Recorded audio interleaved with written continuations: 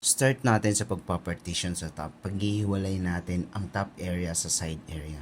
Ang igugupit natin dito kay tropa ay 2 block. Usually yung 2 block haircut ay hindi talaga sagad yung sa sides. At basically, number 4 guard ang usual na ginagamit sa pagtutubla. Pero depende pa rin to sa hair type ng kliyente natin. Kapag masyadong manipis yung buhok ng kliyente natin, ay pwede nating taas-taasan yung guards na ginagamit natin. Pero ngayon ay number 4 guard ang ginagamit natin dahil sakto lang din naman yung kapal at nipis ng buhok ni tropa. Kahit na number 4 guard ang ginagamit natin, ay kailangan pa rin naman natin yan i-blend gamit yung mga mas mabababang guard sa mga dulo-dulo ng buhok ng kliyenteng ginugupitan natin.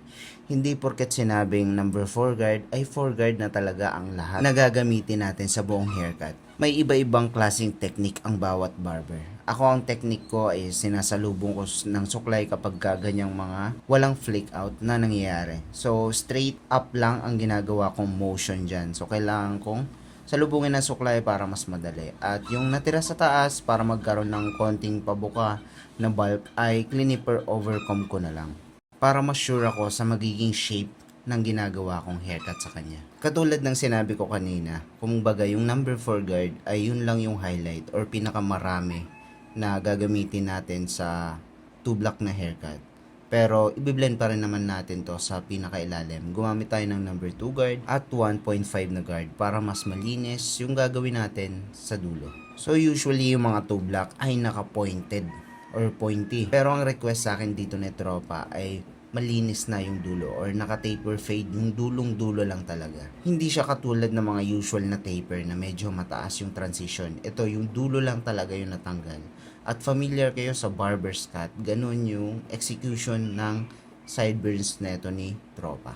Yung mga nakikita natin sa online ng mga hairstyle, pwede naman natin siyang i-mix-mix. Depende sa vision natin kung ano na visualize sa isip natin na feeling natin na mas maganda or makakagawa tayo na mas magandang obra at babagay sa kliyente natin. Pwede nating i-explore yung sarili natin. Malay natin may hidden talent pala tayo na tinatago. Kumbaga nakokontrol lang tayo ng takot kasi syempre customer yan. Kung sakaling magkamali ay may consequences or kumbaga hindi nababalik sa yung kliyente or kaya naman ipagkakalat ka na hindi ka marunong gumupit or kaya naman magagalit sa'yo kapag talagang kupal-kupal talaga. Pero para malaman nyo yung reality dito sa barbering, may mga nangyayari talagang ganun. Hindi natin may iwasan yun kasi hindi tayo pare-pareho ng mindset o kaya naman iba yung nasa isip niya, iba yung nasa isip mo. Kaya mas magandang mag-undergo tayo ng consultation bago tayo mag-start ng haircut para magkaunawaan kayong dalawa as a professional barber and client. Napakahalaga na meron kayong communication ng kliyenteng ginugupitan nyo. Sa mga hindi nakakaalam, ang consultation ay ginagamit na term sa pag-uusap nyong dalawa. Halimbawa, tinanong mo siya, anong gusto mong gupit? Yun ang consultation. So, kung ano yung gusto niya, kung ano gusto niyang mangyari at yung suggestion mo na pwede mong ibigay sa kanya para mas gumanda yung gupit, yun lang naman yung consultation. Kumbaga, pinaganda lang yung term na ginamit, pero yung usapan nyo, yun lang din naman yun, yung consultation. Kinoconsult mo siya kung anong gusto niyang maging or gusto niyang ma-achieve na haircut at ikaw naman tong magsasuggest ng mas magandang pwedeng gawin para ma-execute nyo yung gusto niya at the same time babagay sa kanya. At kung napansin nyo kanina, yung ginamit ko pala na pangbawas is feather razor bago ako humawak ng gunting. Yun naman nakakagawa kasi yun ng mas smooth na transition sa dulo ng buhok. At sa usapin naman na pagbabawas sa taas, mas maganda na naka-layer ito. Kasi pag hindi naka-layer ang buhok ng kliyenteng ginugupitan natin, kahit anong texture ang gawin natin, kahit gumamit tayo ng bugbugin natin ng thinning scissor yan, point cutting yan, walang epekto. Makikita lang natin na bugbog na yung dulo pero yung volume na hinahanap natin ay hindi natin makikita or pag ini-style natin yung buhok ay parang walang nangyayari. Sobrang hirap i-style. Sa pagkakaunawa ko mga bro, ang layering ay simula sa maikling buhok pahaba. Correct me if I am wrong. So halimbawa sa front, mas mahaba talaga yung front papunta sa top area ng gupit. At magkakaiba yung execution ng haircut depende sa style na pinapagawa ng kliyente natin.